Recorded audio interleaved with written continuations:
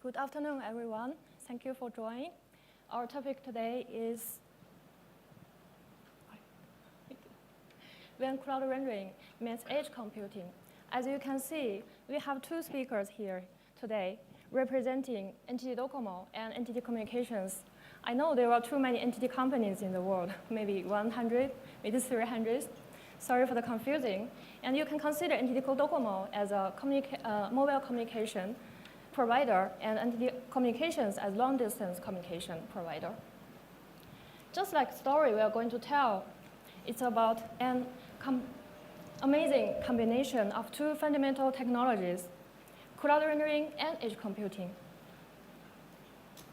Here we have today's agenda. We will go through from the application layer to the infrastructure layer. My name is Fumia Ten.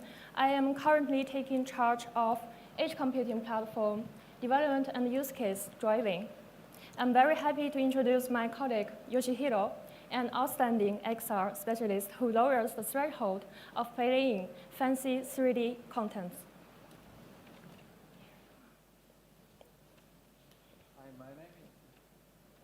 My name is Yoshihiro Fujieda. I am affiliated with NTT DOCOMO, a wireless service provider in Japan. For this presentation, I have developed a technology called cloud rendering. From 2021 to 2022, I was involved in the digital transformation of civil engineering and construction sites, where I developed technology using BLE beacon and location information to ensure a safe work environment. From 2020 to 2023, I worked on developing a service aimed at increasing the recognition of regional cities using XR technology. Since 2023, I have been engaged in the development of cloud rendering technology. This is about the cloud rendering technology I am currently developing. This technology utilizes cloud computing resources for distributed processing of 3D graphics. By debugging this technology, the load on local device is reduced, enabling even low-cost PCs and smartphones to experience high-precision 3D graphics. Traditionally, in the processing of 3D graphics without using cloud rendering, content needed from the cloud was downloaded and the graphics processing was carried out on local machine.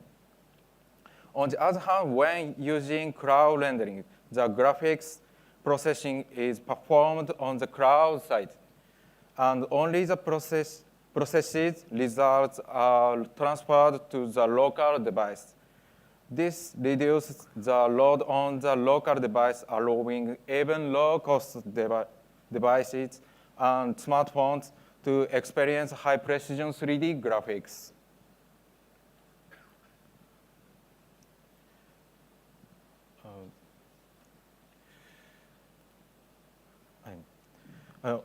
On the other hand, traditional cloud rendering technology required application providers to go through many steps to utilize it.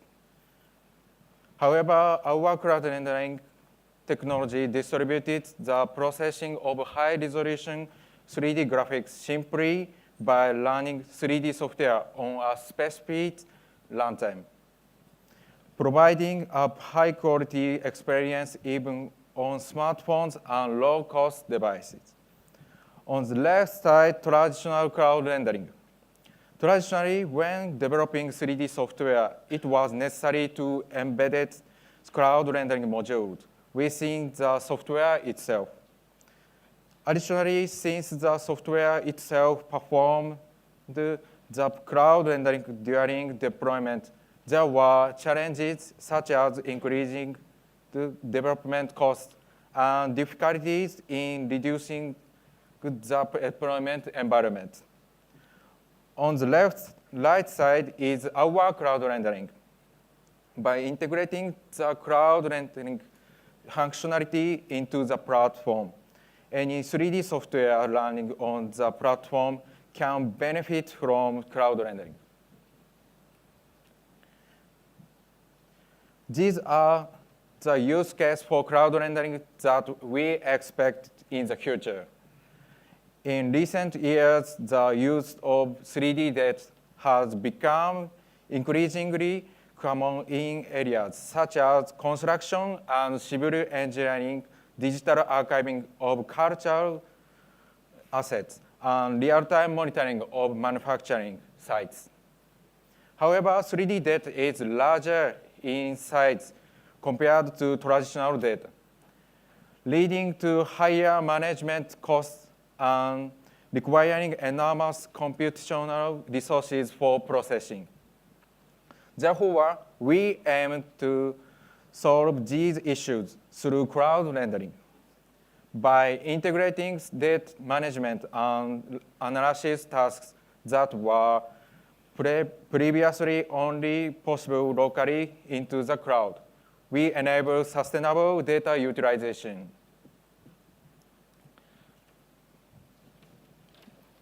Okay, that's going back to the edge part. NTT Communications edge computing system is a distributed processing computing model that processes large amounts of data with low latency by distributing servers on networks in areas close to connected IoT devices and data collection sites. In this multi-edge computing, we have, on the very bottom, we have on-premise edge, servers and other equipment in factories, buildings, offices, and other user locations. Following the premise edge, we have network edge, like 5G base stations, CDN, mobile communication system, and so on. On the very top, well known to everyone, we have public cloud with secured cloud exchange. We call it FIC. Processing data on an appropriate server located closer to the device can ensure immediacy and reduce communication traffic. That is exactly edge computing stepped in. Let's look at edge layer by layer. SPFH means Smart Data Platform Edge Service.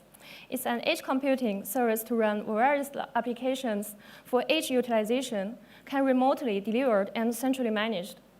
Through the SPF edge controller in secure environment through FIC.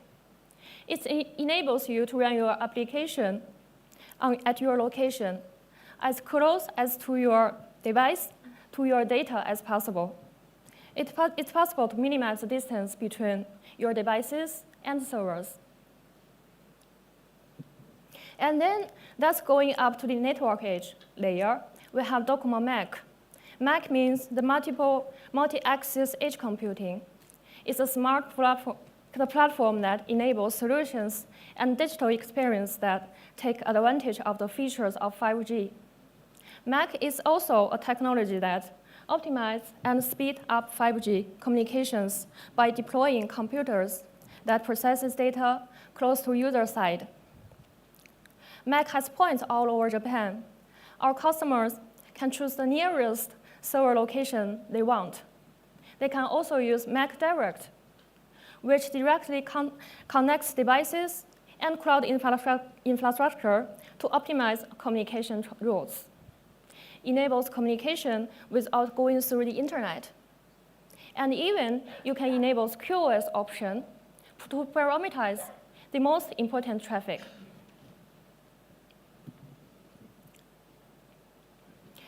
So how did we conduct this joint demonstration test? I'd like to get it back to Yoshihiro.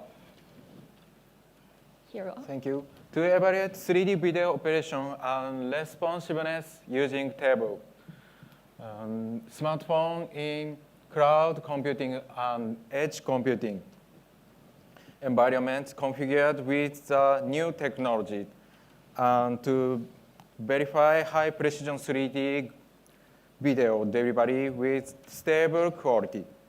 The goal was to ensure that the response time for operations performed with device was below the human detectable threshold of 0.1 second, and that video quality, even if temporarily degraded, would recover to normal within 1 second.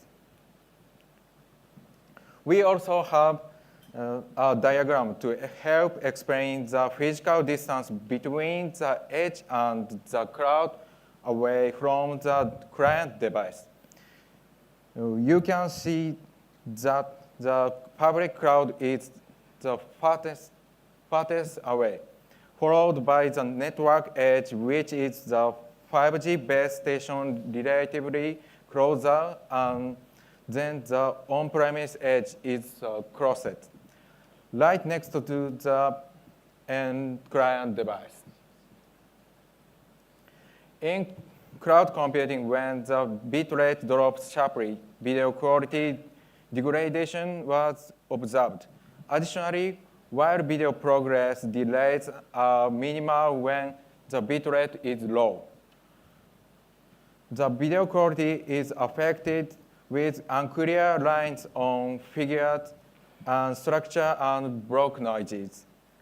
In an edge computing environment, the bitrate remained consistently stable, and the line of robots, people, and structure were always clearly visible. Next is demonstration of the experiment we conducted. Here we have the demo.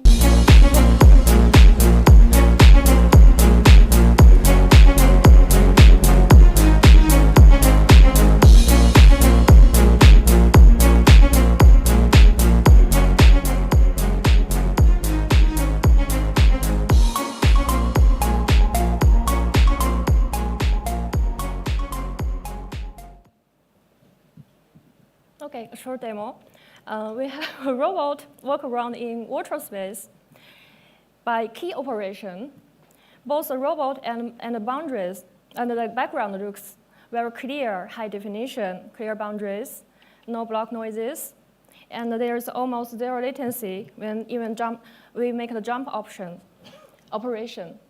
And we also have the live FES display. We use this smartphone. And this is just a smartphone, not something high-grade device. So it's exactly Yoshihiro's daily use smartphone with a browser, any browser. So you have a smartphone, a browser, and you can have this.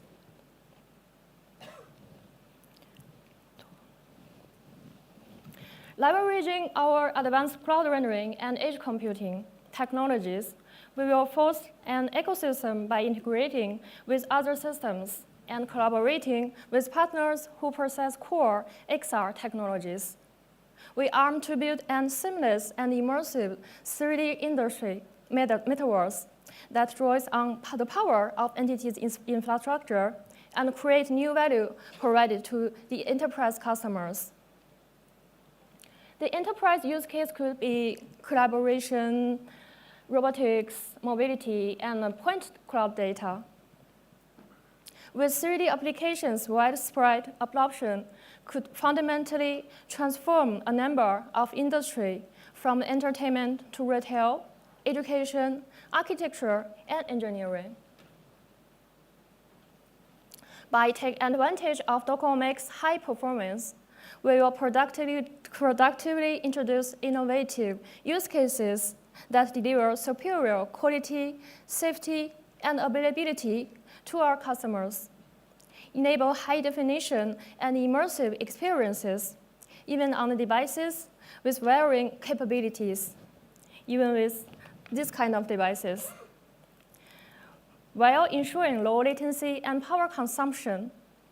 Even the lighter weight and lower cost, the cheap devices can equally have enjoyment of 3D contents of the same standard nationwide.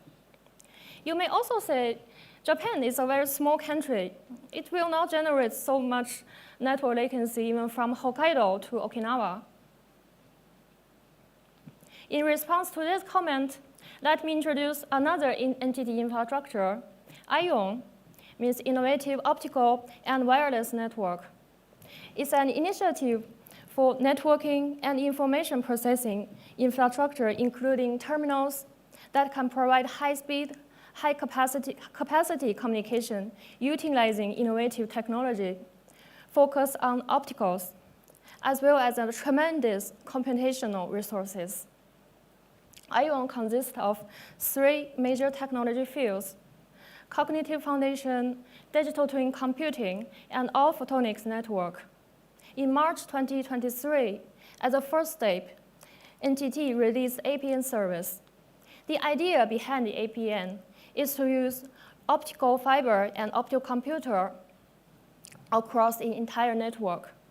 The latency will be reduced to 1/200th of the existing network, until it is going to become a worldwide backbone network. And virtual worlds and realities become more interconnected. 3D rendering stands as a beacon of innovation. You might not be aware of it, but 3D renderings increasingly penetrate all aspects of your digital experiences. So here comes the problem. Management costs are increasing, and computing power and electricity are never enough. The amount of data we have to deal with is going to increase exponentially. But performance does not. We will experience computation inflation. I'm quoting Jensen's word at Comtex 2024 in Taiwan. I'm his big fan. The cost of computing is growing, but there is a better way. For a long time, we've been working on lots of accelerated computing with edge solutions. FPGA is our way, and now we found a better way to distribute workload that require GPU on a remote Kubernetes node with a rich GPU pool. Use it only as much as you need it and when you need it. And surely, you don't need to worry about the transmission network because ION will help us to 200 times speed up the network latency. At that time, you will feel as if the network does not exist. Even your remote GPU may be on the other side of the world. We would like to make conclusion with this last slide, the last demo video. We are displaying on a Raspberry Pi, just a Raspberry Pi. In this video, we have 2 windows. The left one is a real Kubernetes service running on a Raspberry Pi. And you see it almost cannot moving without movement. But at the same time, on the right side, there is a virtual Kubernetes service that displaying on the same Raspberry Pi platform. We see the difference, the quality of the media without or with the remote GPU.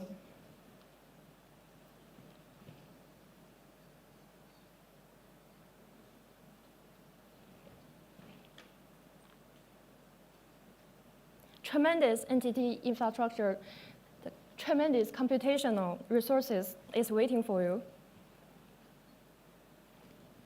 That is all we have for today. Thank you for joining. I hope you enjoy it. Further information will be found here. And we are very looking forward to collaborating with you. Thank you.